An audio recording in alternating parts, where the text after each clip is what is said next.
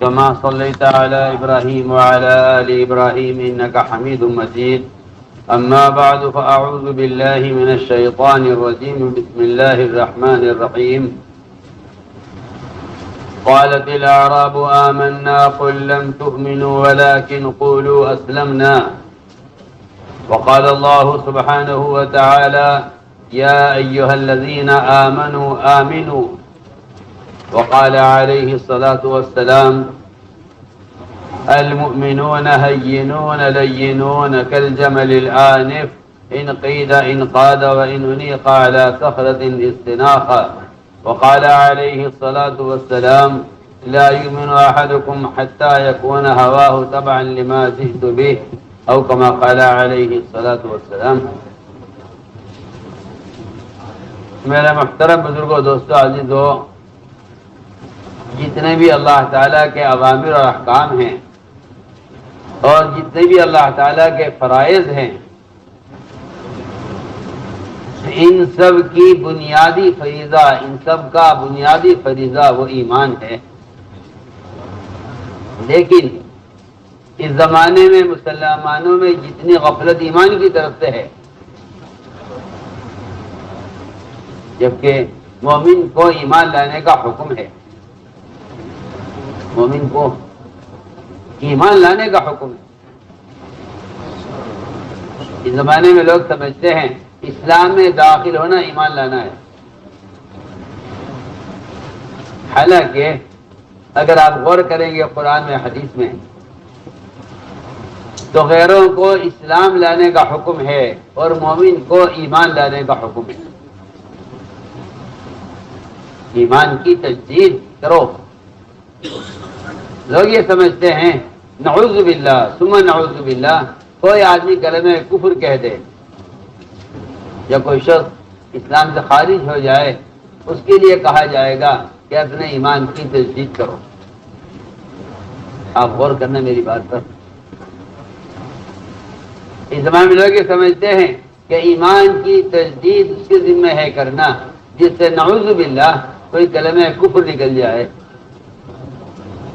حالانکہ صحابہ کرام جو ایمان کی چوٹیوں پر پہنچے ہوئے ہیں، جن کے ایمان کو قیامت تک آنے والے مسلمانوں کے لیے اور قیامت تک آنے والے انسانوں کے لیے اللہ تعالی نے جن کے ایمان کو نمونہ بنایا ہے، کسوٹی بنایا ہے،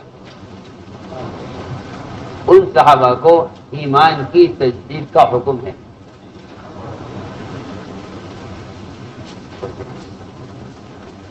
جن کا ایمان قیامت تک آنے والوں کے لیے نمونہ ہے. فرمایا آمنو کما آمن الناس، ایمان ایسے لاؤ جیسا ایمان صحابہ لائے ہیں. آمنو کما آمن الناس، یہ کما آمن الناس یہ صحابہ کے ایمان کی کمیت کی طرف اشارہ ہے.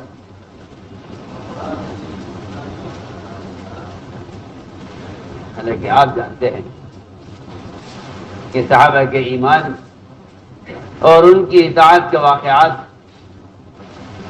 لیکن سب کو صحابہ کی طرح ایمان لانے کا حکم ہے. اور خود صحابہ اکرام کو ایمان کی تجدید کا حکم ہے. صحابہ کو ایمان کی تجدید کا حکم ہے. آپ حدیث پر غور کیجیے. صحابہ کو ایمان کی تجدید کا حکم ہے، جبکہ ایمان صحابہ کمال کو پہنچا ہوا ہے. غیب کی جن چیزوں پر ایمان لانے کا حکم ہے، اگر وہ صحابہ کے سامنے پیش کر دی جائیں اور وہ اس کا مشاہدہ کر لیں تو ان کے ایمان میں کوئی اضافہ نہیں ہوگا. جن کا ایمان اس کمال کو پہنچا ہوا ہو، ان کو حکم ہے ایمان لانے کا، اور ان کو حکم ہے ایمان کی تجدید کا. تو آپ اس سے فیصلہ کیجئے کہ میرے اور آپ کے لیے ایمان کی تجدید کا حکم کیا ہوگا. میں ایک بات میں نے چھیڑی ہے، میرا دل چاہتا ہے اس کو پورا کروں. آپ یہ کہتے ہیں ایمان کی تجدید تو وہ کرے جس سے کوئی کلمہ کفر نکل جائے. میں کچھ کہہ رہا تھا. آپ یوں کہتے ہیں کہ ایمان کی تجدید تو وہ کرے جس سے کوئی کلمہ کفر نکل جائے، اور ہم یاد کر رہے ہیں کہ نہیں، ایمان کی تجدید کا حکم ان صحابہ کو بھی ہے جن کا ایمان کی چوٹیوں کو پہنچا ہوا ہے، جو ہنسنے کے ذوق میں اپنے دلوں میں پہاڑوں سے زیادہ مضبوط ایمان رکھتے تھے، جن کے لیے غیب اور جن کے لیے اللہ کے وعدے اور وعیدیں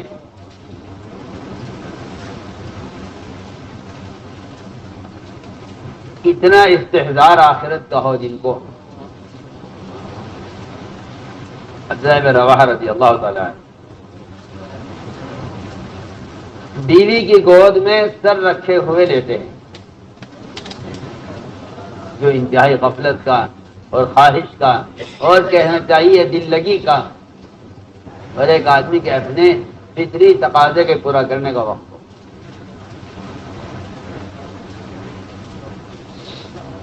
لیکن یہاں ان کے رونے کی جو کیفیت ہے وہ ایسی کیفیت رونے کی ہے کہ عبداللہ بن رواحہ رضی اللہ تعالیٰ عنہ کو روتا ہوا دیکھ کر بیوی نے بھی ان کی طرح رونا شروع کیا۔ میں نے سوال کہ تم کیوں رو رہی، کیا بات ہے؟ اس سوال کا مقصد یہ تھا کہ اگر تمہیں میرے رونے کی وجہ معلوم ہے پھر تو تمہارا رونا سچا ہے، اور اگر تمہیں میرے رونے کی وجہ معلوم نہیں ہے تو پھر تمہارا رونا میرے رونے کی وجہ سے ہے۔ اس رونے کا کوئی اعتبار نہیں۔ سمجھتے تھے کسی کو دیکھ کر آدمی عمل کر لے اور اس کے اپنے اندر اس رونے کی وجہ نہ ہو تو اس کو کہا جائے گا کہ اس کا رونا تصنع ہے۔ میں اس کا بیان کا ٹکڑا نقل کر رہا ہوں۔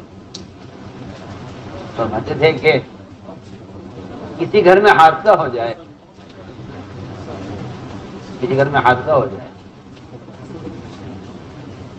اس مرنے والے کے رشتہ داروں کا رونا وہ تو اس جانے والے کی وجہ سے ہے، باقی آنے والوں کا رونا ان کی دلجوئی کے لیے اور ان کو دکھلانے کے لیے اور ان کے غم میں شریک ہونے کے لیے ہے، یا باقی سب کا رونا ایسا رونا نہیں ہوگا جیسا رونا اس کے قریبی رشتہ داروں کا ہوگا۔ اس کے بیان کا ٹکڑا میں عرض کر رہا ہوں، ان سب کا رونا تصنع کا رونا ہے، کیونکہ انہیں وہ غم نہیں ہے جو غم اس کے قریبی رشتہ داروں کو ہے۔ تو میں مثال دے کر عرض کر رہا ہوں اس سوال کا کیا مقصد تھا عبداللہ بن رواحہ رضی اللہ تعالیٰ عنہ کے کہ بیوی سے کہا تم کیوں رو رہی، اگر تمہارا رونا میرے رونے کی وجہ سے ہے تو ٹھیک ہے، اور اگر تمہارا رونا صرف مجھے دیکھ کر ہے تو پوچھے کیوں رو رہے ہو، کیا بات ہے؟ کہ میں رو اس لیے رہا ہوں کہ یہاں میں سوچ رہا ہوں کہ پل صراط سے گزرنا کیسے ہوگا۔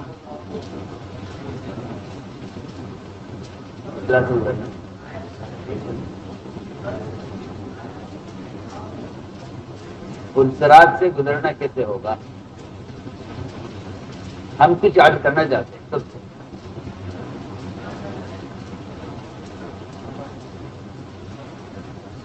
آپ نے فرمایا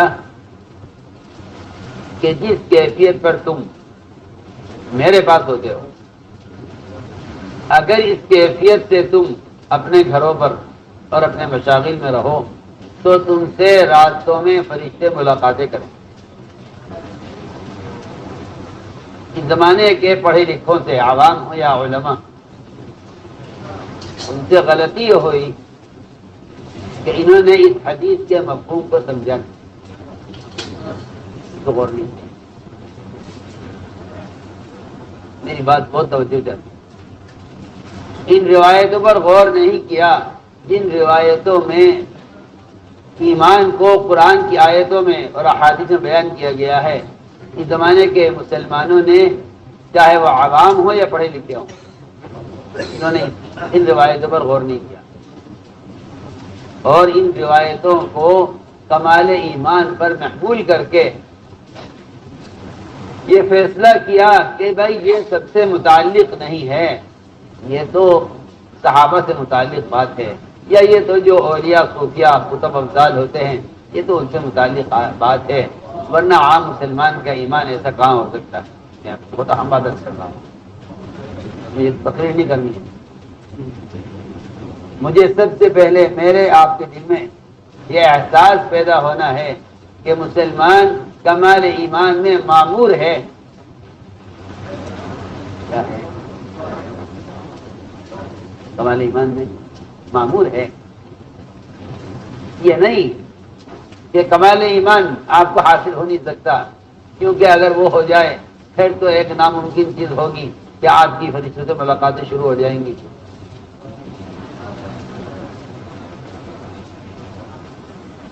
علماء نے لکھا ہے، میں ابھی تو نہیں کہتا، علماء نے لکھا ہے کہ جو شخص کمال ایمان کو صوفیہ اور اولیاء اور اقطاب اور ابدال اور صحابہ، اگر کوئی مسلمان کمال ایمان کو صرف ان کی خصوصیت سمجھتا ہو، وہ ناقص ایمان سے راضی ہو گیا۔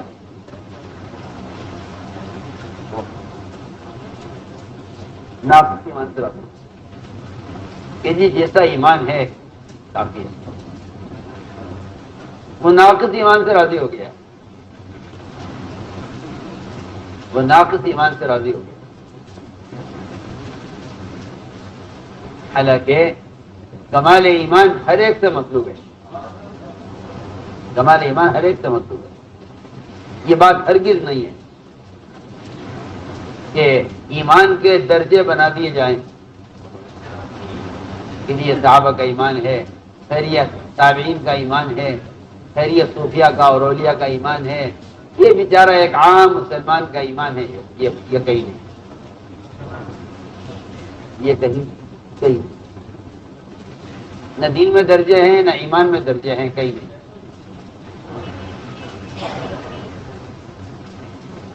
جہاں ایمان کا انکار کیا ہے حدیثوں میں، وہاں ایمان کا انکار صرف اس لیے کیا ہے تاکہ آپ کسی ناقص دین والے مسلمان کو کافر نہ کہیں۔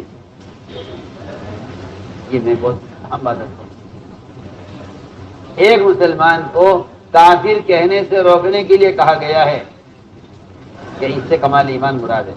اس کا حقیقی مطلب یہ نہیں ہے کہ کمال ایمان ہر ایک کے بس کی بات نہیں۔ اگر آپ غور کریں گے تو آپ کو سارے معاشرے، معاملات، پڑوسیوں کے حقوق،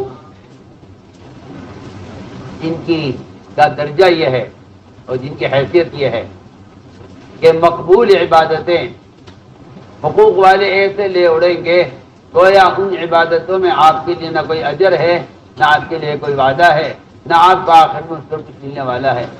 اس طرح حقوق والے آپ کی نیکیاں لے اڑیں گے۔ جہاں ایمان کو بیان کیا گیا ہے وہاں پڑوسیوں کے حقوق کو اس درجے سے بیان کیا گیا ہے۔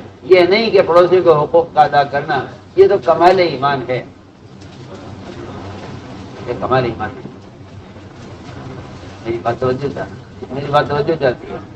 آپ کمال ایمان کو زائد چیز سمجھتے ہیں، قرآن حدیث کمال ایمان کو مطلوب سمجھتی ہے۔ یہ مطلوب ہے کمال ایمان۔ ہم نے ایک بات عرض کی ہے کہ جہاں احادیث اور روایتوں اور آیتوں کے اندر ایمان لانے کا حکم مومن کے لیے، اس سے کمال ایمان مطلوب ہے، یہ نہیں کہ ایک زائد چیز۔ تو میں نے عرض کیا کہ غفلت کے ماحول میں ہمیں نے ایک مثال عرض کی ہے، عبداللہ بن رواحہ رضی اللہ تعالیٰ عنہ کے بیوی کی گود میں سر رکھ کر رونا کہ جہنم کے اوپر سے گزرنا کیسے ہوگا۔ اس لیے آتا ہے کہ جہنم کے اوپر سے ہر شخص اپنے عمل اور ایمان کی قوت کے اعتبار سے اور اپنے حسن عمل کے اعتبار سے اس کی رفتار ہوگی۔ کیوں گزرے گا مومن تیزی کے ساتھ؟ کہ مومن کے ایمان کی قوت سے اور مومن کے ایمان کی حرارت سے جہنم کی آگ ٹھنڈی ہو جائے گی، اس لیے جہنم تقاضا کرے گی مومن کو جلدی گزرنے کا۔ کہ جن کے لیے مجھے جن کفار کے لیے مجھے تیار کیا گیا ہے، وہ جن کفار کے لیے مجھے تیار کیا گیا ہے وہ آگ ٹھنڈی ہو رہی ہے کفار پر، مومن کو حکم ہوگا، جہنم تقاضا کرے گی جلدی گزرو جلدی گزرو،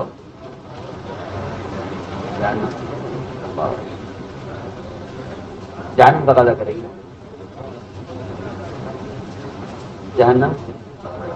جہنم تقاضا کرے گی مومن کو۔ بڑے نکمے پن کی بات ہے، جہنم تقاضا کرے گی مومن کو جلدی گزرو، تمہارے گزرنے کی وجہ سے میری آگ اور اس کی تپش کم ہو رہی ہے، ٹھنڈی ہو رہی ہے، جلدی گزرو۔ یعنی مومن کا اس سرات سے تیزی کے ساتھ گزرنا وہ اس لیے ہوگا کہ اس کے گزرنے کے دوران جہنم کی آگ ٹھنڈی ہو جائے گی، جہنم کی آگ ٹھنڈی ہو جائے گی، تو جہنم تقاضا کرے گی کہ جن کے لیے مجھے دہکایا گیا ہے ان پر آگ ٹھنڈی ہو رہی ہے، لہذا آپ ذرا جلدی گزریے، آپ جلدی گزریے۔ مجھے عرض کرنا ہے کہ یہ کیفیت ایک مومن کی، آپ یہاں آ کر بعض بجائے شروع کرنے کے آپ ختم کر دیتے ہیں کہ بھئی وہ تو صحابہ تھے نا، صحابہ جیسا ایمان کہاں ہوتا ہے؟ میں اس بات پر حیرت زدہ ہوں بہت کہ جن کی طرح ایمان لانے کا حکم تھا ان کی طرح ایمان لانے کا مومن انکار کر رہا ہے۔ اور میں عرض کرتا ہوں اگر صحابہ کی طرح ایمان لانے میں کہ مسلمان کے اندر اس کی طاقت نہ ہوتی اور اس زمانے میں مسلمان کے اندر ایسے ایمان کے حاصل کرنے کی استعداد نہ ہوتی تو اللہ تعالیٰ اس کا حکم نہ دیتے، اللہ اس کا حکم، اللہ نے حکم دیا اس کا، آمنو کما آمن الناس۔ آپ نے فرمایا جس کیفیت کے ساتھ تم میرے پاس ہوتے ہو اگر اس کیفیت سے تم اپنے گھروں میں رہو تو فرشتے تم سے بستر میں ملاقاتیں کریں، یہ کوئی ناممکن چیز نہیں ہے۔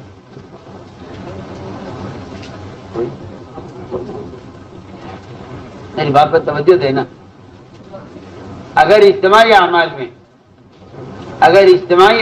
میں کفار ملائکہ کو دیکھ سکتے ہیں تو مومن کا ملائکہ کو دیکھنا کون سی بڑی بات ہے؟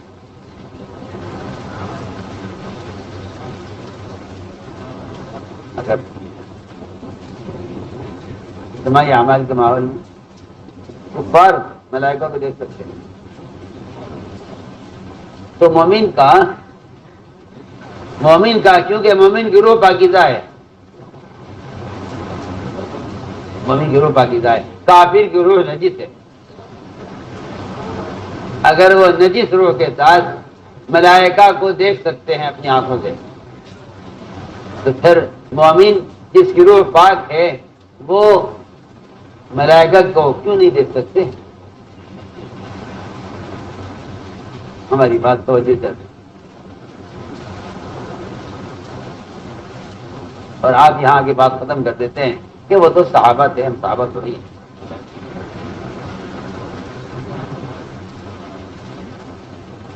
کتنے مواقع ایسے مل جائیں گے آپ کو سیرت میں کہ مشرکین وہ ملائکہ کو اپنی آنکھوں سے دیکھ رہے ہیں، اور سمجھ رہے ہیں؟ ایک مشرک کا بیان ہے، مشرک کا، کہ ہم تو غالب آ رہے تھے اور سارا میدان ہمارے ہاتھ میں تھا، اچانک آسمان سے ایک مخلوق اتری جو سارے میدان میں پھیل گئی اور اس کا اترنا تھا اور ہمارے دلوں کے اندر مسلمانوں کا خوف پیدا ہونا تھا کہ ہم نے تو میدان کو اس مخلوق کے اترنے کی وجہ سے چھوڑا ہے، حالانکہ وہ مشرک یہ کہتا ہے کہ وہ سارے چونٹیوں کی شکل میں تھے، لیکن وہ کہتے ہیں کہ نہیں، آسمانی مخلوق اتری ہے جس کو میں نے اپنی آنکھوں سے دیکھا ہے، مشرک کا بیان ہے۔ کا بیان ہے، مشرک کا بیان کہ میں نے اپنی آنکھوں سے دیکھا ہے، آسمان سے ایک مخلوق اتری ہے، اس کے اترنے کے ساتھ ساتھ ہمارے دلوں میں مسلمانوں کا خوف اور ان کا رعب پیدا ہو گیا۔ اب بولیے سر، پستہ قد صحابی، اب بولیے سر پستہ قد صحابی بہت کمزور، حضرت عباس کو قید کر رہے تھے، ہاں نہیں ایک اور صحابی تھے، آپ یہ مسقط سے یاد آیا، وہ حضرت عباس کو قید کر رہے تھے، ایک صحابی جو قید کر کے لائے گئے، تو ایسا میں نے اس کو قید کیا ہے۔ حضرت عباس نے کہا نہیں، مجھے تم نے قید نہیں کیا ہے، تمہارے ساتھ ایک بہت قوی، تم سے بہت لمبا چوڑا ایک اور آدمی تھا، جس نے مجھے، میں تمہارے قابو میں کہاں آ جاتا۔ اور وہ کہہ رہے بار بار نہیں جی میں نے اس کو قید کیا ہے، میں نے باندھا ہے۔ تم نے کہاں سے باندھا ہے؟ تم اپنا وجود دیکھو، میرا وجود دیکھو، میں تمہارے قابو میں کہاں آ جاتا۔ تمہارے ساتھ ایک اور شخص تھا جس نے مجھے باندھا ہے۔ آپ دیکھیں صحابی کو تو وہ فرشتہ نظر نہیں آ رہا تھا جو عباس کو باندھنے میں ان کی مدد کر رہا تھا، لیکن عباس کفر کی حالت میں اس فرشتے کو دیکھ رہے تھے، بار بار یہ کہتے تھے کہ تیرے ساتھ ایک اور تھا جو نظر نہیں آ رہا ہے، اس نے مجھے باندھا۔ اور وہ صحابی کہتے میں نے تنہا باندھا۔ بہت مواقع ہیں، بہت مواقع ایسے کہ جہاں غیروں نے فرشتوں کا مشاہدہ کیا ہے۔ اسید بن حضیر اپنے کھلیان میں تہجد میں مشغول تھے، آسمان میں فرشتے اترے، آسمان میں فرشتے اترے۔ اگر آپ کہتے ہیں بھائی یہ تو ایک ان صحابی کی خصوصیت ہے، آسمان سے فرشتے اترے جن کو یہ کہتے ہیں کہ بادلوں کی طرح سفید کوئی چیز تھی اور ان کے اندر چمکتے ہوئے قمقمے تھے یا اس کے اندر چراغ جل رہے تھے، جس سے میری گھوڑی بھٹکی اور مجھے اس بات کا خطرہ ہوا کہ وہ یحییٰ جو بچہ سو رہا تھا اس کو کچل دے گی۔ سب سنتے واقعات، سب سنتے واقعات۔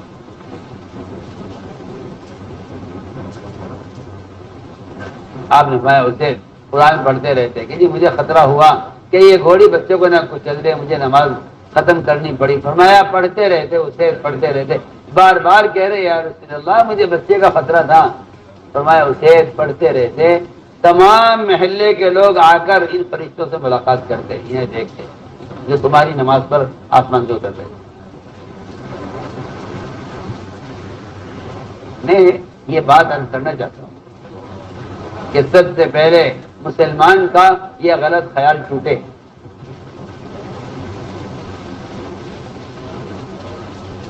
یہ غلط خیال ٹوٹنا چاہیے۔ اور یہ اس کی حقیقت کیا ہے؟ یہ کہ بات یہ ہے کہ جو کیفیت آپ کی، آپ صلی اللہ علیہ وسلم کے صحابہ کی جو کیفیت آپ کی مجلس میں ہوتی تھی،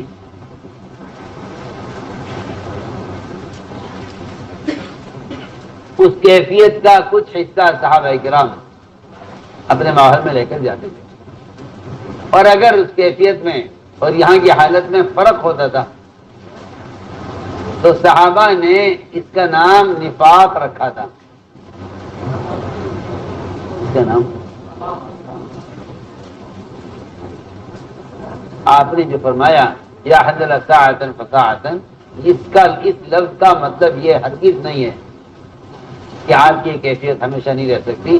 اس جملے کا جو مقصد تھا وہ یہ تھا کہ تم اپنے آپ کو منافق خیال مت کرنا، یہ مطلب اس کا اور کچھ نہیں۔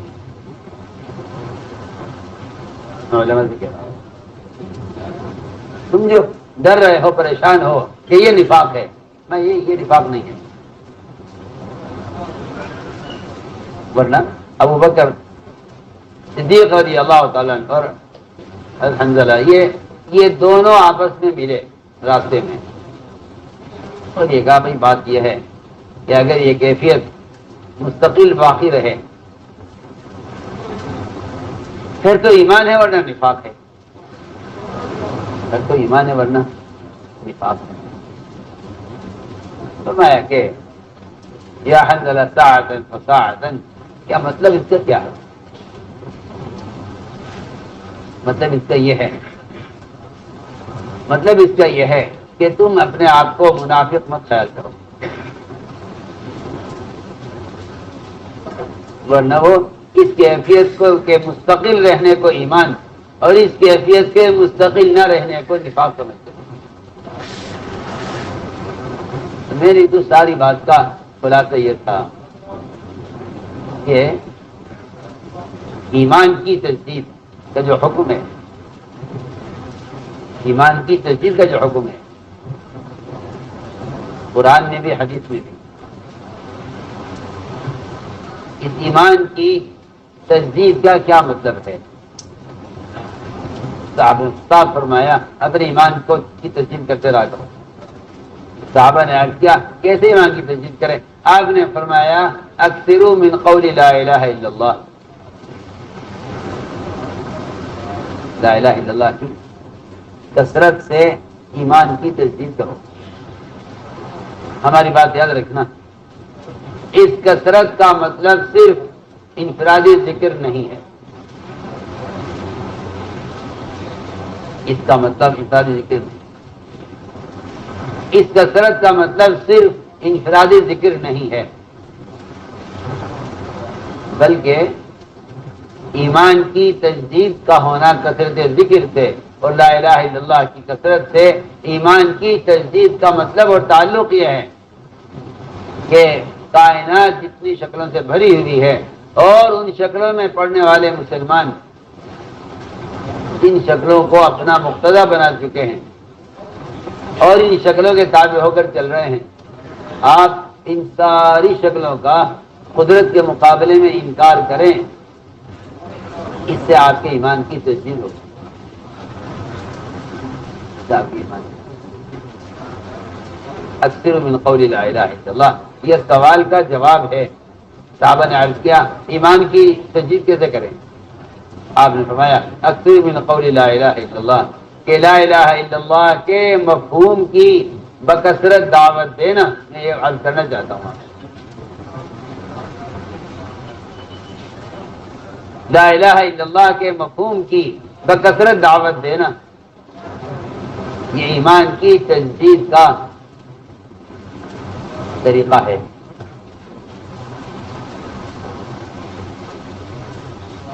لا الہ الا اللہ کے مفہوم کی بکثرت دعوت دینا یہ ایمان کی تجدید کا طریقہ ہے۔ آپ یہ خیال نہ کیجیے گا صرف کہ لا الہ الا اللہ کی کثرت سے ایمان کی تجدید ہوتی ہے، بلکہ اس کی کثرت کا مطلب یہ ہے کہ جس طرح کائنات شکلوں سے بھری ہوئی ہے، آپ قدرت کے مقابلے میں اگر روزانہ شکلوں کا انکار کرنے کو اپنا معمول بنائیں تو آپ کے ایمان کی تجدید ہوگی، آپ کے ایمان کی تجدید ہوگی۔ یہی مطلب ہے مسجدوں میں ایمان کے حلقے قائم کرنے کا، کہ لوگوں کو شکلوں کے ماحول سے نکال کر اللہ کے گھر میں اور عمل کے ماحول میں لا کر یہ سمجھاؤ کہ شکلوں سے نہیں ہوتا، اللہ کرنے والے ہیں۔ یہ ایمان کی تجدید کا یہی مطلب ہے اور یہی صحابہ کرام کی نقل و حرکت کا اصل مقصد ہے۔ میں سے بات آپ سے کہنا چاہتا ہوں، صحابہ کا یہ کہنا قم بنا نؤمن ساعتا اجلس بنا نؤمن ساعتا، یہ تھوڑی دیر کے لیے ایمان لائیں، یہی ایمان کی تجدید کا طریقہ ہے، یہ ایمان کی تجدید کا طریقہ ہے، یہ ایمان کی تجدید کا طریقہ ہے اور یہ ایمان کی تجدید کا مطلب بن رہا ہے۔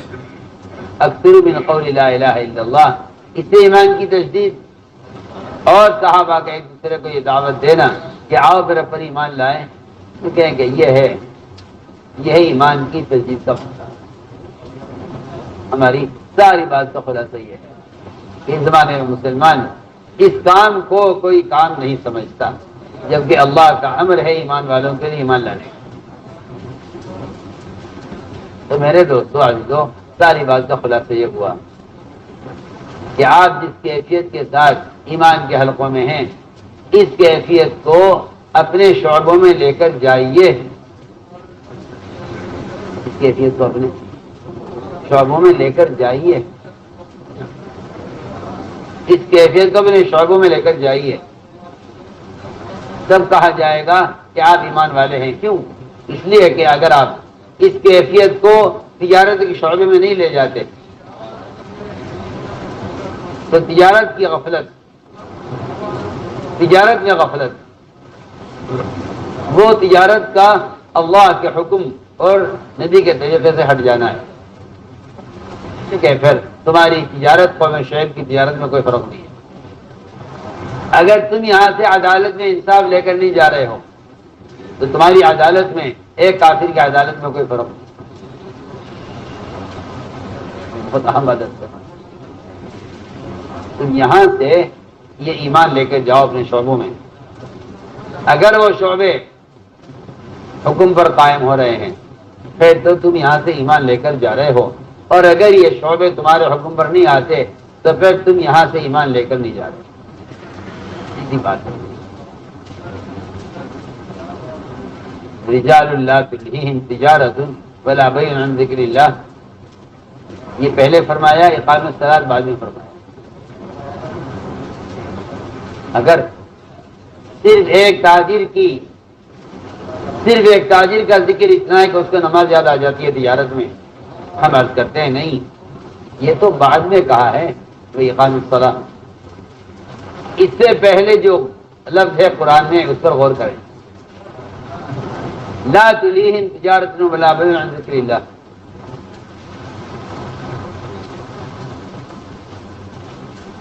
لا تلہیہم تجارت ولا بیع عن ذکر اللہ، اس کا کیا مطلب ہے؟ اس کا مطلب یہ ہے کہ ان کا کم سے کم اتنا ایمان تو فرض ہے ان کے ذمے کہ جو ان کو تجارت میں حکم کے خلاف تجارت کرنے سے روک دے، ان کو ان کی تجارت حرام سے روک دے۔ اتنا ایمان ہر مسلمان کے ذمے فرض عین ہے، اتنا ایمان فرض عین، اتنا ایمان ہر مسلمان کے ذمے فرض عین ہے، جتنا ایمان اس کو تجارت میں حکم توڑنے سے روک دے۔ یہ ایمان کم سے کم ایمان ہے، یہ ایمان کم سے کم اتنا ایمان ہے، کم سے کم یہ ایمان ہے۔ اسے میں نے عرض کیا کہ قرآن کی آیتوں میں اور احادیث میں ایمان کو غور کیا جائے۔ کہیں حضور اکرم صلی اللہ علیہ وسلم نے صحابہ سے سوال کیا ایمان کے بارے میں، کہیں صحابہ نے آپ سے سوال کیا ایمان کے بارے میں، جہاں صحابہ نے آپ سے ایمان کے بارے میں سوال کیا وہاں آپ کا جواب بطور تعلیم کے ہے کہ ایمان اسے کہتے ہیں۔ جہاں آپ نے سوال کیا صحابہ سے وہ اس تعلیم کے بعد امتحان ہے کہ ہم دیکھیں تو صحیح کہ تم نے ہم سے جو سیکھا تھا وہ سیکھا ہوا کیا ہے، آیا وہ تمہارے ذہن میں کوئی تصور ہے ایمان کا یا کوئی حقیقت ہے؟ اس سے آپ غور کریں گے کہ احادیث میں ایمان کو سوال جواب میں بیان کیا گیا ہے۔ آپ کا سوال صحابی کا جواب، صحابی کا سوال آپ کا جواب۔ آپ نے فرمایا جس نے کلمہ لا الہ الا اللہ اخلاص کے ساتھ کہا وہ جنت میں داخل ہو گیا۔ آپ سب کے ذہن میں یہ ہے، ہم سب کے ذہن میں یہ ہے کہ اخلاص کا مطلب یہ ہے کہ آدمی کی نیت ٹھیک ہونی چاہیے۔ میں کہتا ہوں نیت کا اس سے کچھ دور کا بھی تعلق نہیں،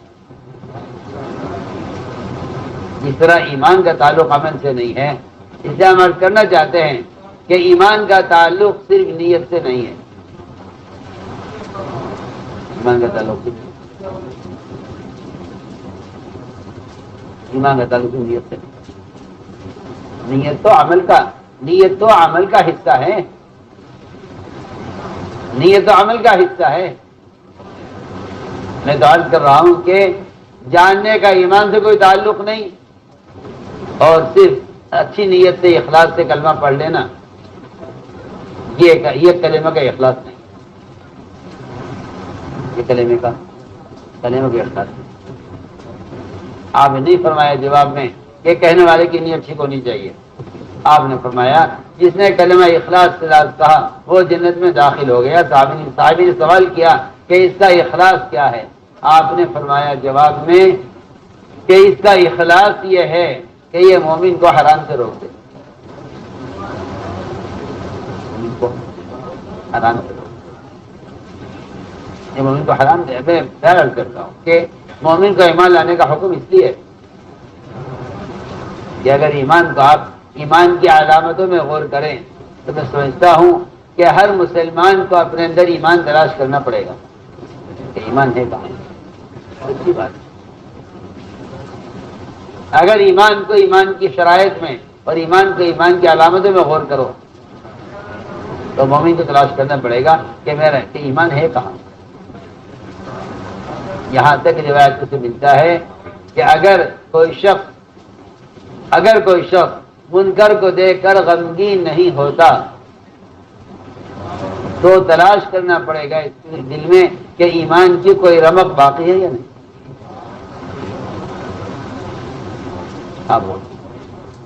اگر مومن منکر کو دیکھ کر غمگین نہیں ہوتا تو تلاش کرنا پڑے گا کہ اس میں ایمان کی کوئی رمق باقی ہے یا نہیں.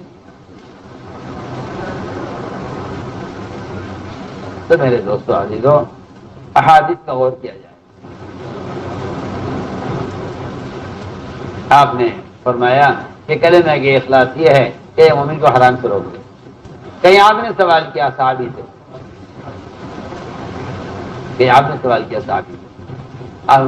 کیف اصبحت یا حارث یا کیف اصبحت یا عوف. یہ دونوں روایتیں ملتی ہیں. کس حال میں صبح کر رہے ہو؟ انہوں نے نیند سے اٹھ کر کہا اصبحت مؤمنا حقا کہ میں صبح کر رہا ہوں ایمان کے کمال کے ساتھ اور ایمان کی حقیقت کے ساتھ. فرمایا کیا حقیقت تمہارے ایمان؟ عرض کیا کہ میرے ایمان کی حقیقت اور اس کا کمال یہ ہے کہ میں نے دنیا سے رخ پھیر لیا ہے. دنیا سے رخ پھیر لیا. رات گزرتی ہے عبادت میں، دن گزرتا ہے روزے میں. یہ پہلا جواب ہے.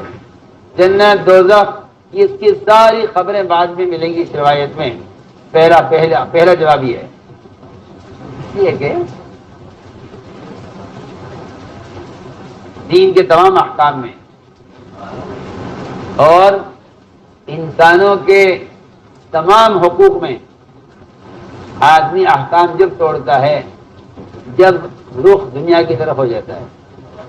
مجھے پہلا جواب یہ دیا ہے کہ نماز کا قائم ہونا اور انصاف ہونا اور ظلم نہ ہونا اور حقوق کا ادا کرنا اور فرائض کا ادا کرنا یہ سارا کا سارا بعد میں.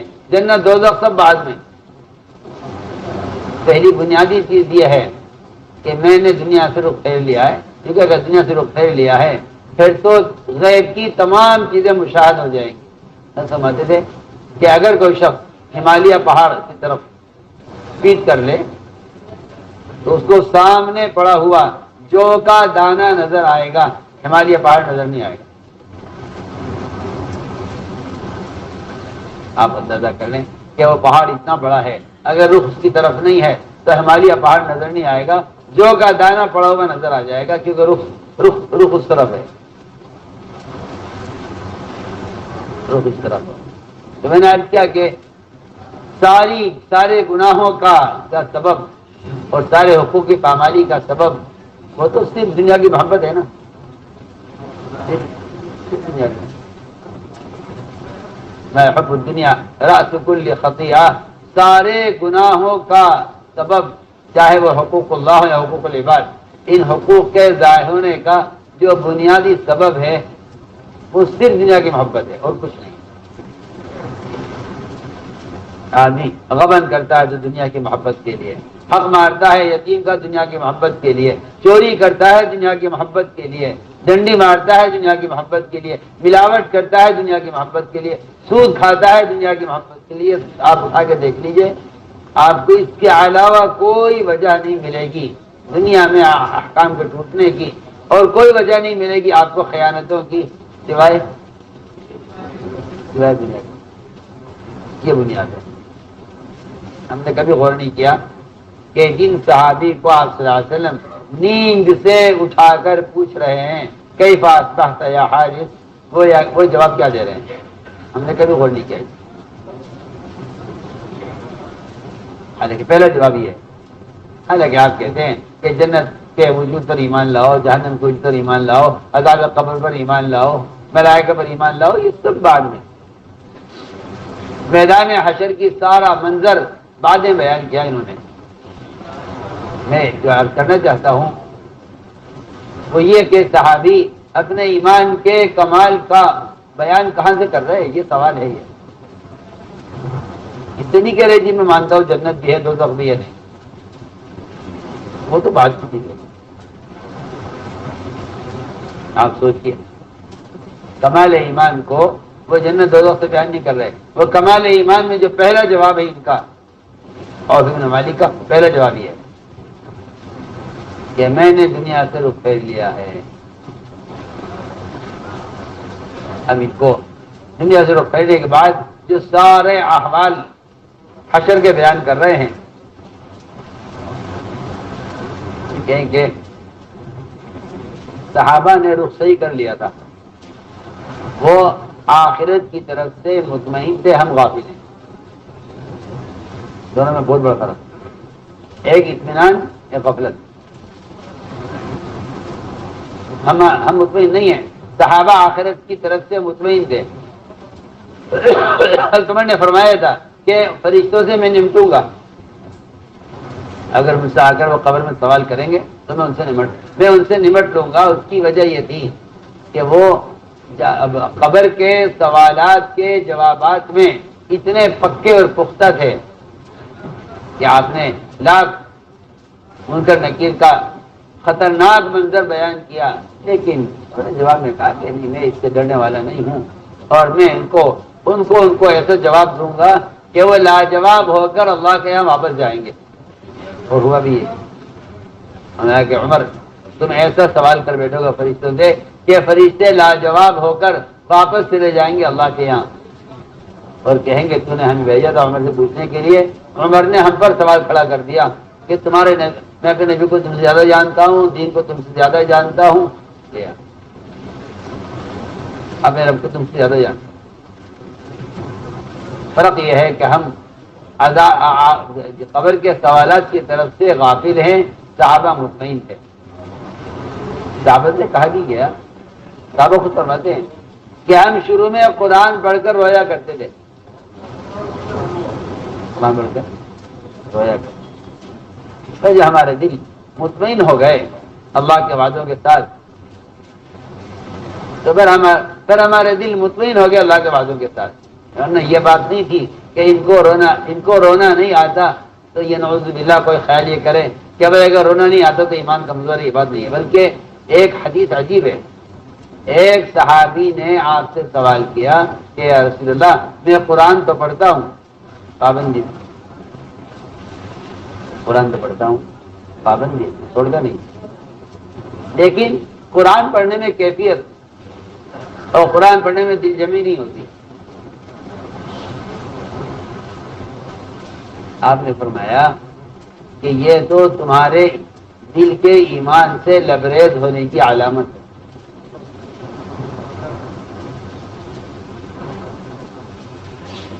قرآن تو پڑھتا ہوں لیکن دل جمی نہیں، ہاں بہت اہم بات ہے۔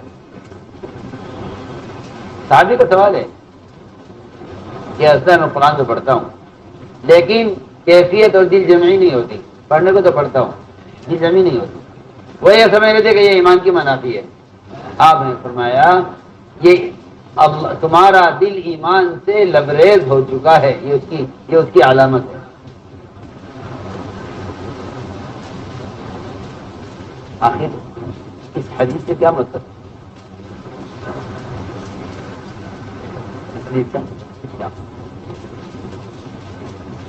یہ حدیث سے کیا مطلب کہ صحابی شکایت کر رہے کہ جی قرآن پڑھتا ہوں دل جمی نہیں ہوتی، اور قرآن پڑھتا ہوں تو کیفیت نہیں ہوتی۔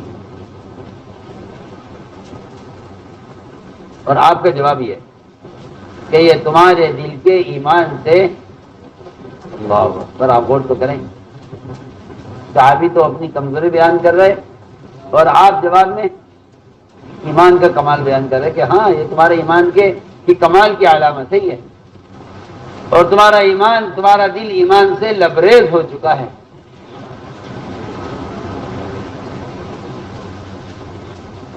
تمہارا دل ایمان سے لبریز ہو چکا ہے، اس کی علامت ہے کہ تمہیں تلاوت میں دل جمی نہیں ہوتی اور تلاوت میں کیفیت پیدا نہیں ہوتی، یہ تمہارے دل کے ایمان سے لبریز ہونے کی علامت ہے۔ کیا مطلب اس روایت سے؟ میں عرض کرتا ہوں، انسان عمل کا مکلف ہے، انسان عمل کا مکلف ہے، کیفیت کا مکلف نہیں، کیفیت کا مکلف نہیں، عمل کا مکلف ہے۔ کیوں کیفیت کا مکلف کیوں نہیں ہے؟ کیونکہ کیفیت تو ایک حال ہے اور حال میں ٹھہراؤ نہیں ہے۔ اگر تم نے کیفیت کو بنیاد بنایا تو جب تمہیں کیفیت ہوگی تو تم عمل کرو گے، جب کیفیت نہیں ہوگی تو تم عمل چھوڑ دو گے۔ کیفیت میں استمرار نہیں ہے لیکن حکم میں استمرار ہے، حکم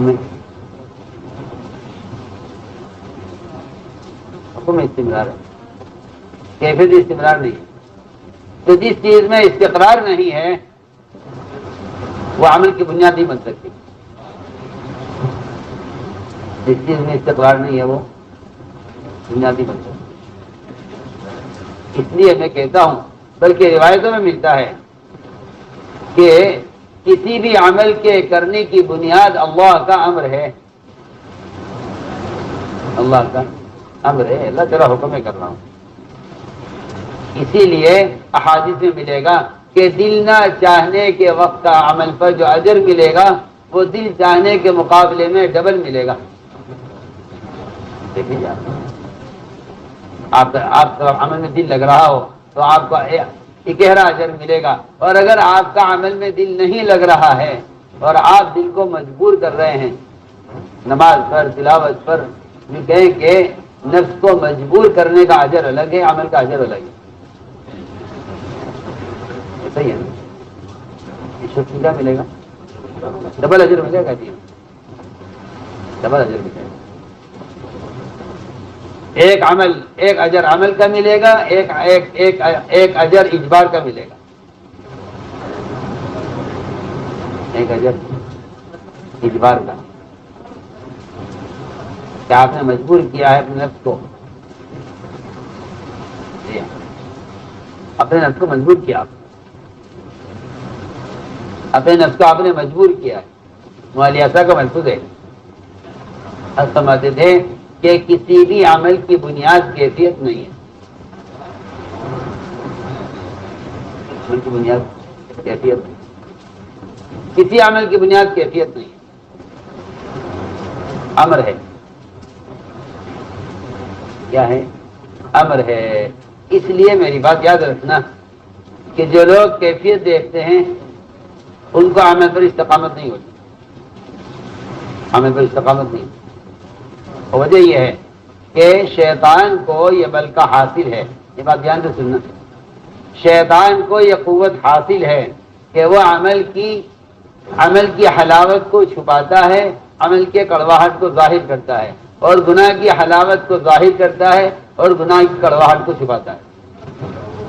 یہ وجہ ہے کہ لوگوں کو عمل میں دل نہیں لگتا، گناہ میں دل لگتا ہے، کیونکہ شیطان کے پاس یہ قوت اللہ کی طرف کو ملی ہوئی ہے، شیطان کی قوت حاصل ہے کہ وہ عمل کی حلاوت کو چھپاتا ہے اور عمل کی کڑواہٹ کو ظاہر کرتا ہے، اور گناہ کی حلاوت کو ظاہر کرتا ہے اور گناہ کی کڑواہٹ کو چھپا لیتا ہے، گناہ کی کڑواہٹ کو چھپا لیتا ہے۔ اور شیطان کو یہ بل کا حاصل ہے کہ وہ عمل کرنے والے کی کیفیت میں اور عمل کے درمیان شیطان داخل ہو جاتا ہے، تو آدمی کیا عمل چھوڑ دیتا ہے کہ کچھ مزہ نہیں آ رہا، کوئی کیفیت نہیں ہے۔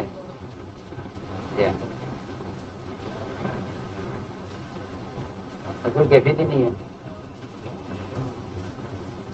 اس نے فرمایا کہ کسی چیز سے مایوس ہونا یہ کفر ہے. کیوں؟ اس لیے کہ شیطان کے کسی کو حکم سے چھڑوانے کی طرف لے جانے کا سب ایک بہترین راستہ اس کے پاس یہ ہے کہ وہ کیفیت کو چھپا لیتا ہے اور عمل کرنے والے سے کہتا ہے کہ تمہارے عمل میں کوئی کیفیت تو ہے نہیں. جو میں نے ایک سال عرض کیا کہ بندہ عمل میں معمور ہے. بندہ عمل میں معمور ہے کہ اللہ کا حکم اس سے کر رہا ہوں. کیفیت ہو تو ہو، نہ ہو تو نہ ہو. کیفیت کوئی چیز نہیں ہے. کیفیت کوئی چیز نہیں. اللہ کا امر اصل ہے کہ اللہ کے امر کو، اللہ کا حکم اور عمل اس کے عمل کی وجہ سے کرو. یہ اللہ کا حکم ہے. تو ہم نے عرض کیا کہ ساری، یعنی کہنا چاہیے کہ سارے گناہوں کا سبب اور ساری بدکاریوں کا سبب وہ ایک بنیادی چیز یہ تھی، دنیا کی محبت. انہوں نے جواب میں یہ کہا کہ میں نے رخ پھیر لیا ہے دنیا سے آخرت کی طرف. اس کا اثر یہ ہے، اس کا اثر یہ ہے کہ دن روزے میں گزرتا ہے، رات عبادت میں گزرتی ہے. تو ہم نے عرض کیا کہ صحابہ کرام کے جوابات میں ایمان کے کمال کو تلاش کرو. ایمان کا کمال کیا ہے؟ ایمان کا کمال کیا ہے؟ کیونکہ وہ کمال ایمان صحابہ کرام کے واقعات میں ملے گا. اس لیے کہ جب ان کو نمونہ بنایا گیا ہے تو پھر ان سے نیچے اتر کر ایمان تو کہیں ملے گا نہیں. سچی بات ہے. یہ میرے دوستوں، سر سے لے کر پیر تک ایمان اس طرح شرائط کیے ہوئے ہے مومن کے اندر، جس طرح روح شرائط کیے ہوئے. سر سے لے کر پیر تک جس طرح روح انسان کے بدن میں شرائط کیے ہوئے ہے کہ سر کے بال سے لے کر پیر کے ناخن تک ہر چیز میں روح ہے. کیونکہ اس طرح جتنے بھی احکام ہیں اسلام کے، جتنے بھی احکام ہیں اسلام کے، سب میں ایمان اس طرح پھیلا ہوا ہے، عقائد سے لے کر معاشرے تک. عقائد سے لے کر معاشرے، عقائد سے لے کر معاشرے تک. جو اہمیت ایمان کی عقیدے میں ہے، جو اہمیت ایمان کے عقیدے میں ہے، اور جو ایمان کا جو کمال اور ایمان کا جو حکم عقیدے میں ہے، کہ وہی درجہ ایمان کا معاشرے کے احکام میں ہے. حضور اکرم صلی اللہ علیہ وسلم نے اپنے صحابہ کو جتنا کفر سے ڈرایا ہے، جتنا آپ نے صحابہ کو کفر سے ڈرایا ہے، اور جتنا آپ نے اپنے صحابہ کو بت پرستی سے ڈرایا ہے، جتنا آپ نے صحابہ کو بت پرستی سے ڈرایا ہے، آپ نے صحابہ کو اتنا ہی ڈرایا ہے غیروں کے طریقوں پر ضرورت کے پورا کرنے سے. یہ دونوں چیزیں برابر ہیں، دونوں برابر ہیں. جو اہمیت اسلام میں بتوں کی پوجا اور بتوں کی عبادت سے بچنے کی ہے، وہی اہمیت ہر مسلمان کے لیے غیروں کے طریقوں کے اختیار کرنے کی وہی اہمیت. جس طرح آپ نے اپنی امت کو بتوں کی عبادت سے دور رکھا ہے، اتنا ہی آپ نے اپنی امت کو غیروں کا معاشرے سے دور رکھا ہے.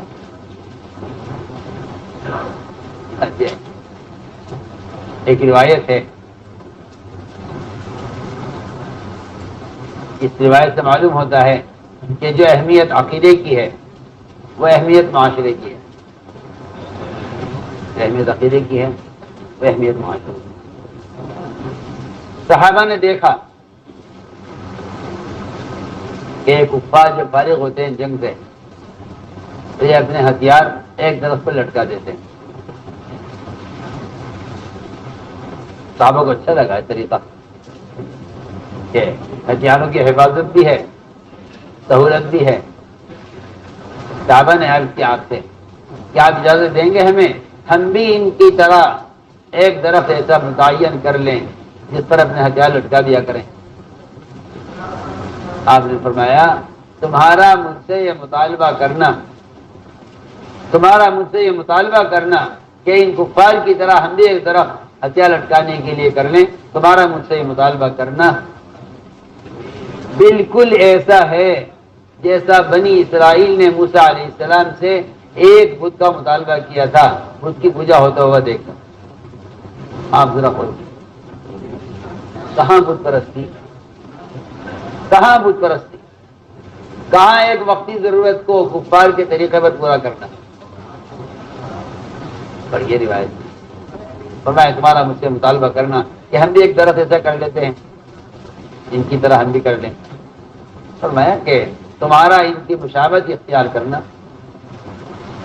تمہارا کفار کی مشابہت اختیار کرنا صرف ایک ضرورت میں وہ ان کی بت پرستی کی طرح ہے۔ سنو تو صحیح،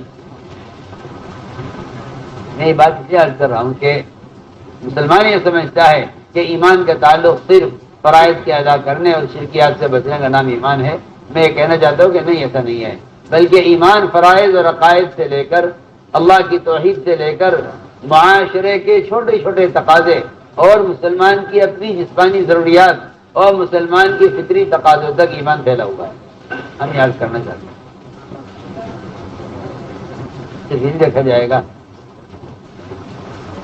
کہ اگر کہیں نماز کا چھوڑنا کفر ہے اور زکوٰۃ کا نہ دینا اسلام کا ناقص کرنا ہے، صرف یہاں تک ایمان محدود نہیں ہے فرائض کے ادا کرنے تک، بلکہ ایمان میں نے عرض کیا جس طرح سر کے بال سے لے کر پیر کے ناخن تک ہر حصے میں روح ہے، اس طرح تمام احکام کے اندر ایمان پھیلا ہوا ہے، چاہے وہ حکم عقائد کی لائن کا ہو، فرائض کی لائن کا ہو، زکوٰۃ حج روزے کی لائن کا ہو، یا وہ حکم معاملات کی لائن کا ہو، یا وہ حکم اخلاق کی لائن کا ہو، یا وہ حکم معاشرے کی لائن کا ہو،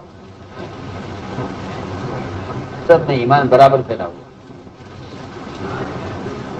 اس لیے ہم نے عرض کیا کہ یہ جو حکم ہے آمنو کما آمن الناس، یہ اس کا مطلب یہ تھا، اس کا مطلب یہ تھا کہ صحابہ کی طرح ایمان لانے کا مطلب یہ ہے کہ اپنی زندگی 100% صحابہ کے طریقے پر لاؤ۔ زندگی 100% اگر اس پر ہے تو ایمان کامل ہے، اور اگر اس پر نہیں ہے تو ایمان ناقص ہے۔ میں پھر عرض کرتا ہوں، ظلم کیا ان لوگوں نے جنہوں نے ایمان کے درجے بنائے اور درجے بنا کر ایمان کو تقسیم کر دیا،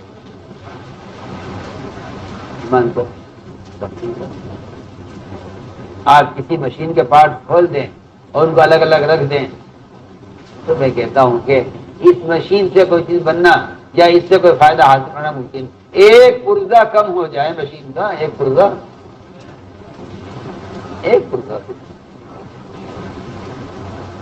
ہم ایک صاحب کے یہاں گئے، ان کی بڑی فیکٹری تھی، ایک جگہ سے گزر رہے تھے، جی عصر کی نماز پڑھنی ہے کہ جی یہاں ہماری فیکٹری ہے، یہاں پڑھنی ہے۔ فیکٹری میں گئے، ان کی فیکٹری میں کانچ بنتا تھا، کانچ شیشہ، جرمن کی مشین دکھلایا کہ ہماری مشین،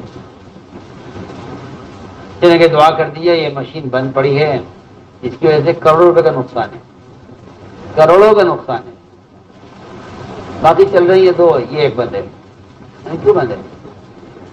ہاتھ میں اٹھا کے لائے اتنا سا پرزہ، چھوٹا سا، کہ یہ پرزہ ہے، یہ جرمنی سے آنا ہے، اس کے آنے میں دیر ہو رہی ہے،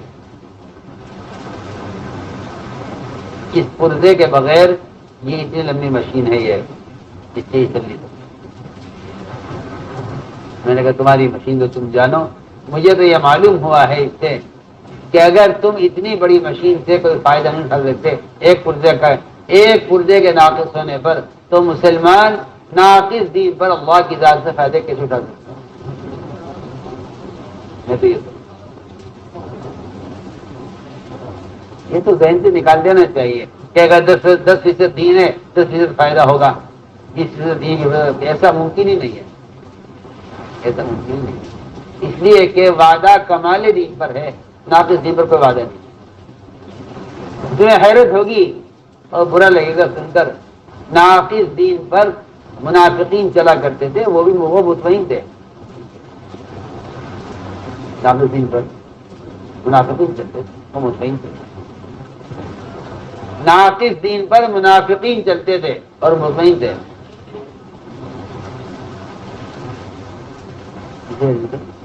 ناقص اور ناقص دین کیا ہوتا ہے؟ ٹھیک ہے، ناقص دین یہ ہوتا ہے کہ جہاں تمہیں نقصان نظر آئے وہاں چھوڑ دو، جہاں نفع نظر آئے وہاں، میں کہتا ہوں نفع بھی چھوڑ دو، نفع بھی چھوڑ دو۔ آج کل کا مسلمان اس میں ہے کہ اگر دنیا کا نقصان ہوتا ہے تو دین چھوڑ دینا چاہیے، اور جہاں تمہارا دنیا کا نقصان نہ ہو وہاں دین بھی اختیار کر دو۔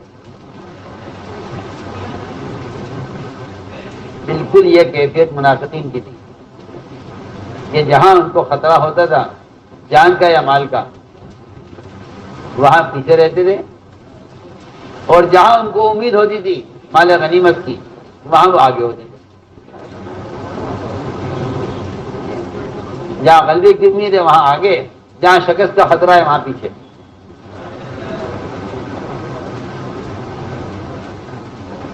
سلمان اس پر چل رہا ہے، اللہ اکبر۔ اس ناقص دین کے ساتھ مسلمان اللہ سے امیدیں کیے ہوئے، ناقص دین کے ساتھ مسلمان اللہ سے امیدیں کیے ہوئے۔ حالانکہ میں عرض کر چکا ہوں کہ اگر کوئی ناقص مشین ہے، ایک پرزہ بھی اس کا کم ہے تو اس سے آپ فائدہ نہیں اٹھا سکتے، اس کے اجزاء کا مکمل ہونا لازم ہے۔ میں یہی کہنا چاہتا ہوں، میں یہی عرض کرتا ہوں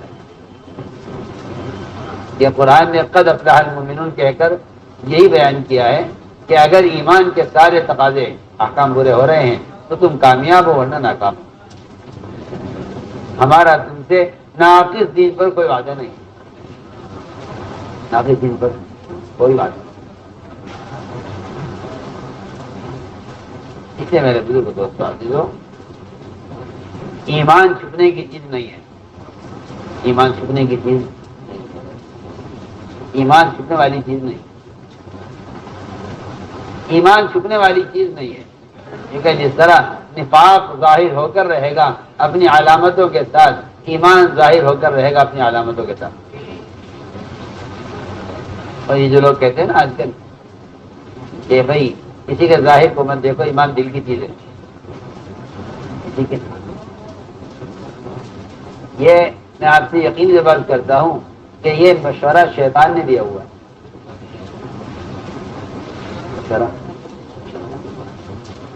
شیطان نے آپ کو ایسا مشورہ دیا ہوا ہے کہ وہ آپ سے معاشرے کے لائن کے حرام کام کروا لے گا، اور وہ آپ کی شکل، آپ کی صورت، اور وہ آپ کے حلیہ اور وہ آپ کے لباس کو 100% آپ کو یہودی بنائے رکھے گا۔ میں تم سے کھل کر کہہ رہا ہوں،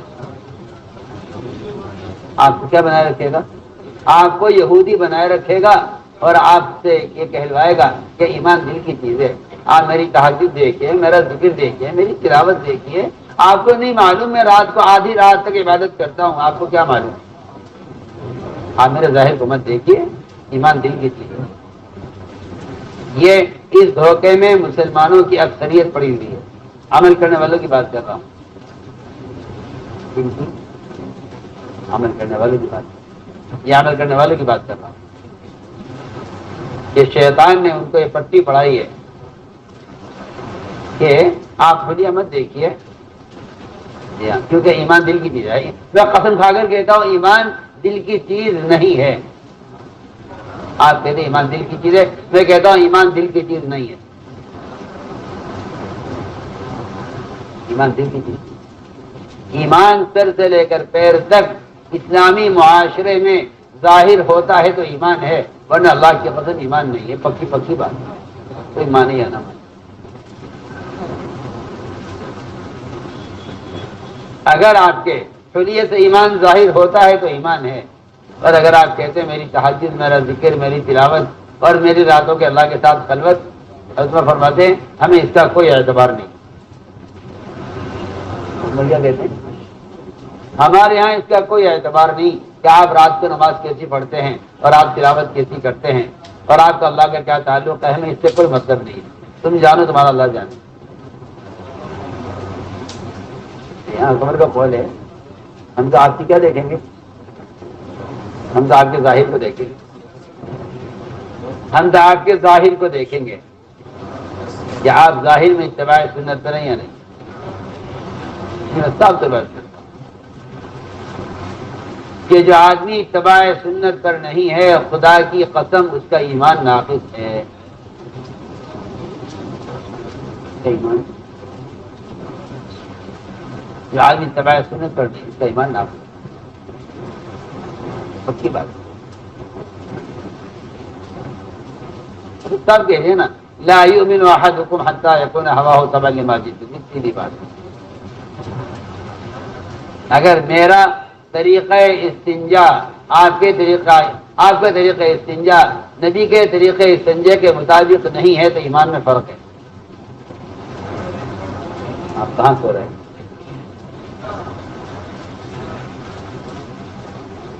سیدھی بات۔ کیوں؟ کہ اگر استنجا اگر مسلمان کا نبی کے طریقے پر نہیں ہے تو اس کا تعلق صرف استنجے سے نہیں ہے، اس کا تعلق اسلام کے رکن نماز سے ہے۔ اس کا تعلق ہماری بات یاد رکھیں، اگر آپ کے استنجے کا طریقہ نبی کے طریقے کے خلاف ہے تو اس کا تعلق استنجے سے نہیں ہے، صرف اس کا تعلق براہ راست نماز سے ہے، اسلام کے رکن سے ہے۔ منافقین نے یہ ایمان والوں پر اعتراض کیا، بہت عجیب بات ہے، یہ بھی تمہارے نبی کیا نبی ہیں، استنجے کا طریقہ بتا رہے ہیں، استنجا اس طرح جاؤ کر دو، استنجے میں کیا بات ہے کہ نہیں استنجا اس طرح کرو، تو یہ تمہارے نبی کیا استنجا کا بھی طریقہ بتاتے ہیں، اتنی معمولی بات۔ علماء نے لکھا ہے کہ منافقین کا استنجے کی سنت پر اعتراض کرنے کی وجہ یہ ہے کہ یہ منافقین نماز کو نماز نہیں سمجھتے۔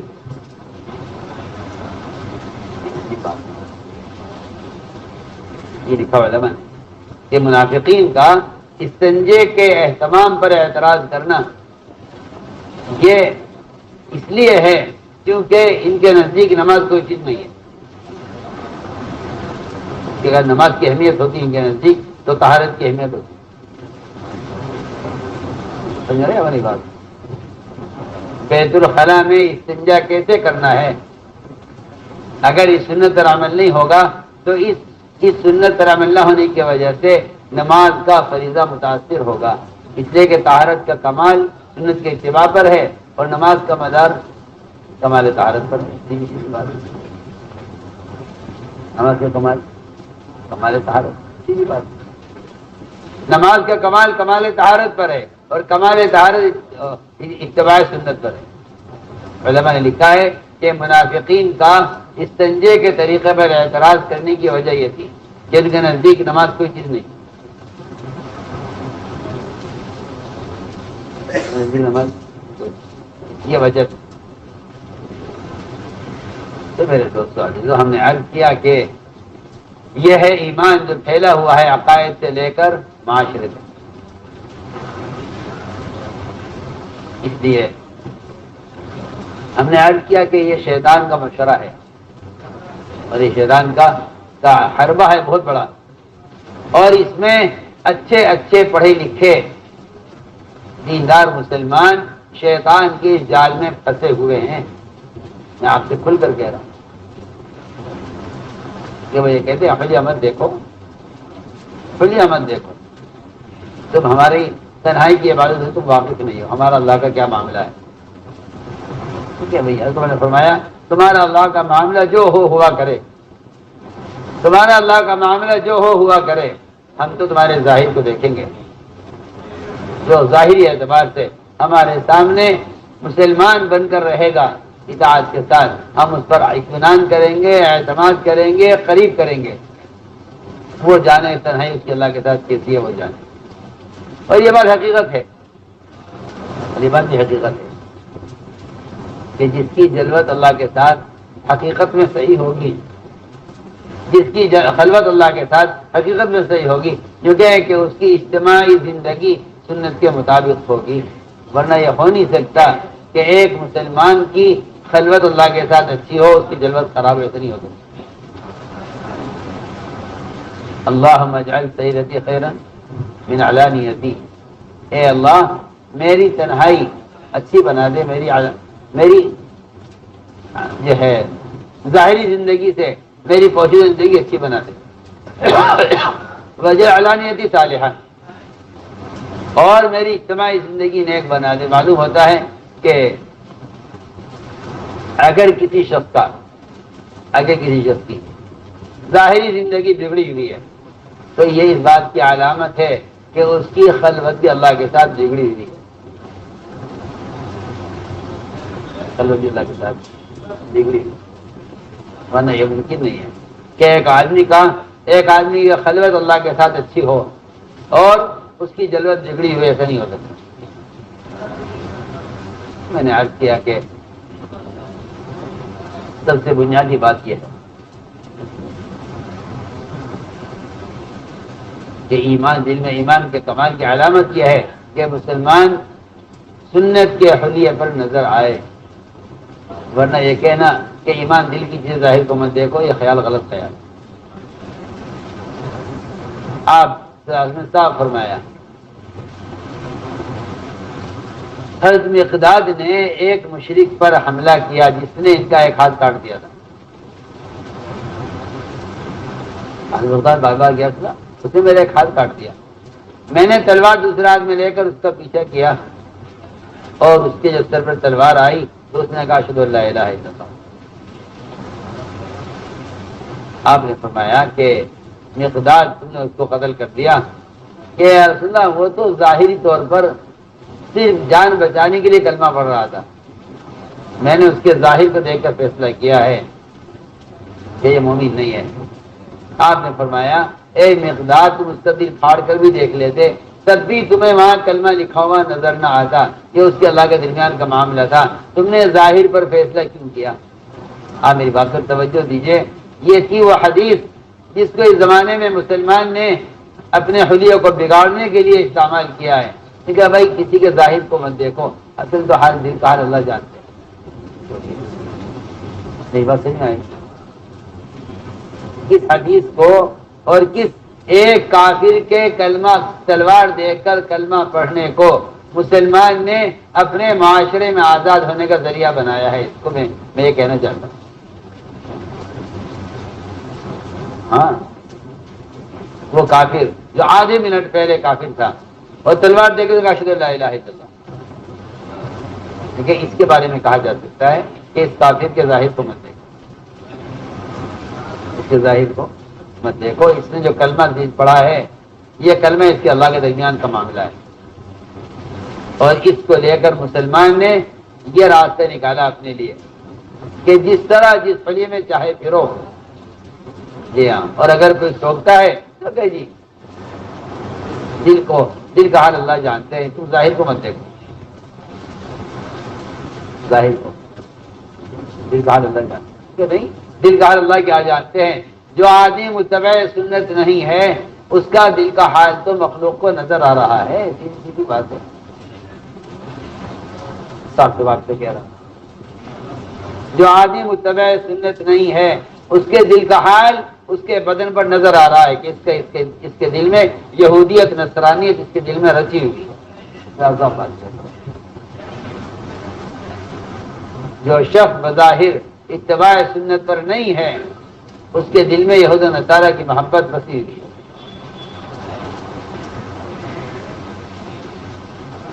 میرے دوستوں یہ تھی اصل بات. یہ صحابہ کی طرح ایمان لاؤ، صحابہ کی طرح ایمان کیا مطلب ہے؟ لوگ بیان کرتے ہیں اور مجھے حیرت ہے کہ کیا کہوں آپ سے، میری باتیں آپ کے سمجھ میں آئیں گی نہیں.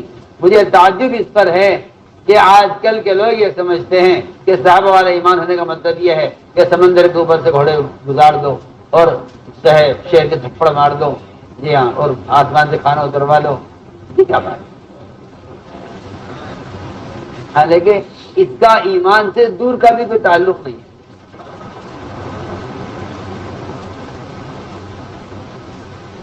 آج جتنے مسلمان ہیں وہ یہ سمجھتے ہیں کہ ہمارے ساتھ صحابہ کی طرح ظاہر کے خلاف ہونے لگے تو ہم سمجھ لیں گے ہمارا بھی ایمان صحابہ کے ایمان کی طرح ہو گیا ہے۔ یہ مطلب ہی نہیں ہے، یہ اس کا کوئی تعلق ہی نہیں ہے، دور کا بھی تعلق نہیں ہے۔ جتنی غیبی مددیں صحابہ کے ساتھ ہوئی ہیں ان مددوں کا ہمارے ساتھ ہونا یہ ایمان کا کمال نہیں ہے۔ ایمان مجھے کہتا ہوں یہ تو مطلوب بھی نہیں ہے، یہ تو مطلوب بھی نہیں ہے، مقصود بھی نہیں ہے۔ اور آپ جب صحابہ کے قصے سنتے ہیں تو کہتے ہیں کاش ہمارا ایمان بھی ایسا ہوتا۔ اسے بھی کیا کہہ رہا ہوں، جتنے صحابہ کرام کی غیب مدد کو واقعہ سنتے ہیں نا وہ یہ کہتے ہیں دیکھو ایسا ایسا ایسا ایمان ہونا چاہیے۔ یہ کیا بات ہے؟ مجھے حیرت اس بات پر کہ جو چیز موعود تھی اس میں تو ہم نے صحابہ کا نمونہ سمجھا، اور جو چیز مقصود تھی اس میں صحابہ کا نمونہ سمجھا۔ سمجھے ہماری بات؟ ہاں جی ہاں، تو یہ موعود ہے، موعود کہ کس طرح کیسے کہ پہلا تمہارے لیے فتح ہوں گے، موعود ہے۔ جابر کیا خندق میں کھانا موعود ہے، جی ہاں۔ آسمان سے کھانا اترنا موعود ہے، پانی کا ڈول شادی کے لیے اترنا، پانی پی لیا اور سیراب ہو گئے، موعود ہے۔ آسمان سے بادل اترا اور جیل میں داخل ہو کر شادی کو برسا کے موعود ہے۔ ان چیزوں کو مسلمانوں نے اس زمانے میں ایمان سمجھ لیا ہے اور پھر یہ کہہ دیا بھائی ہمارے ساتھ تو ہو نہیں سکتا، لہذا قصہ ختم کر۔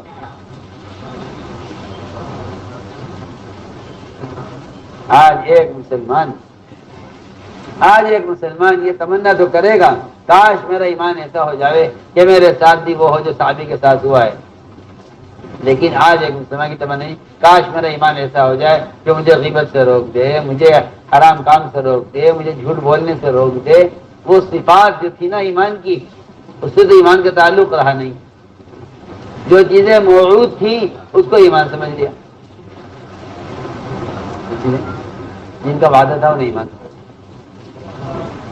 لیکن سب سے بات کرتا ہوں کہ صحابہ کے ساتھ جو ظاہر کے خلاف ہوا ہے وہ ان کے ایمان کا کمال نہیں ہے، وہ ان کی اطاعت کا کمال ہے۔ ہاں یہ ہے بات، آپ یہ خیال ذہن سے نکال دیجئے کہ جو وعدوں کا یقین کریں پھر وعدے برے ہو جائیں گے، ایسا نہیں، کیونکہ وعدوں کا یقین کرنے والا عمل کے بغیر وعدوں کا یقین کرنے والا جھوٹا ہے، عمل کے بغیر جھوٹا ہے، پکی بات ہے۔ آپ کو میری بات اوپری لگ رہی ہے اور مجھے کہنی اس لیے پڑ رہی ہیں کہ کچھ چیزیں ہیں جو ہماری عادت بن گئی ہیں، اس لیے ہماری عادت بن گئی۔ عمل کے بغیر وعدوں کا یقین کرنے والا جھوٹا ہے۔